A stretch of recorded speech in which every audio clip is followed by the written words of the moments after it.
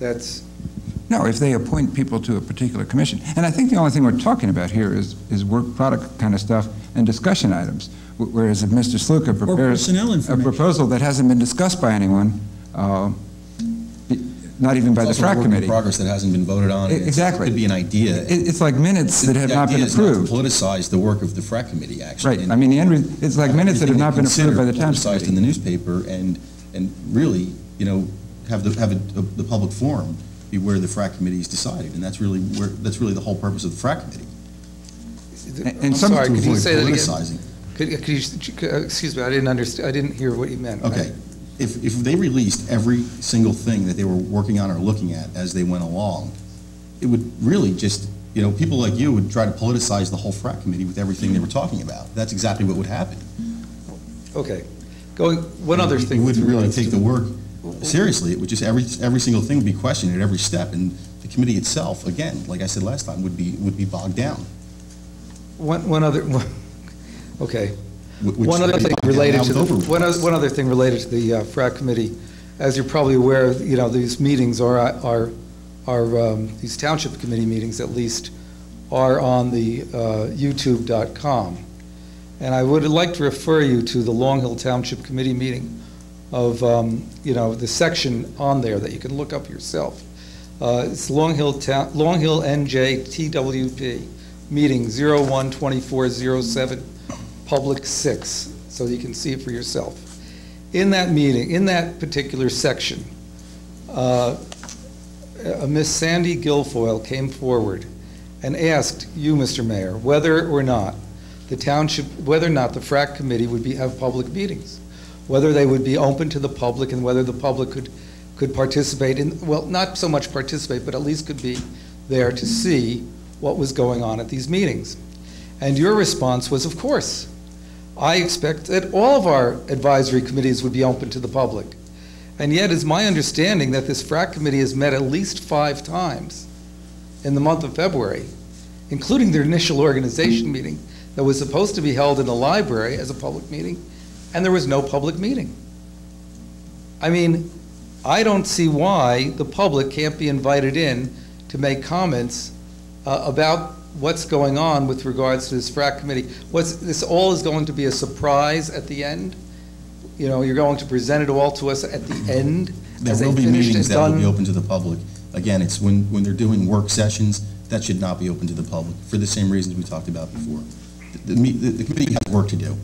And if every meeting was open to the public and you were there commenting on every single thing they did, they would never get anything done. I come to the township committee meetings and I get 5 minutes to speak, and that's all that I would expect at the FRAC committee meetings is 5 minutes to speak. And, you know, I don't see how I would be dominating the meetings. Okay, Mr. Mayor and Mr. Deputy Mayor? And also, as far as at the last committee meeting, you made the comment that the reason I shouldn't be on it is because I want to put a super highway down Valley Road. That is the most ludicrous thing I've ever heard. I've never said that in a million years. Okay? Mr. Schlegel.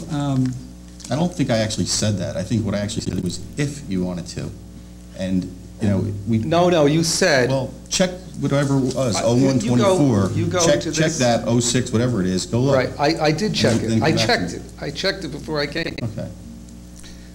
I really have a problem with a lot of things that you check because, you know, you're full of hateful lies, and that happens, you know, every single meeting that you or every single letter that you write, every single meeting. Mr. Deputy Mayor, Mr. Deputy Mayor, I did not lie about anything that I put in the paper with regards to Suzanne Vietengruber. That was not a lie.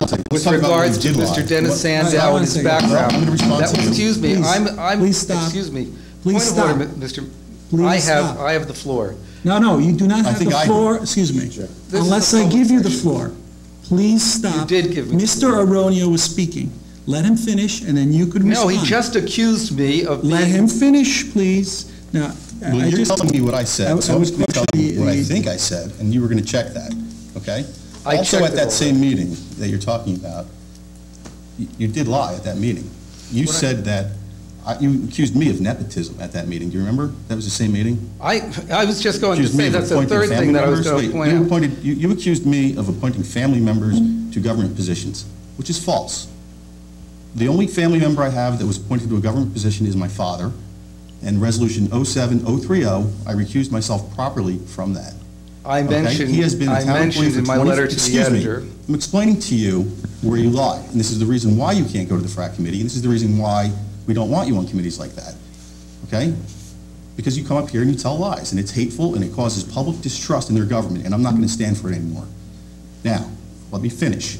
You also lied about other family members who are volunteers, okay? My wife was appointed by David Welsh. I did not appoint her, okay? My sister is on another CERT committee. I did not appoint her to that. That's a volunteer position.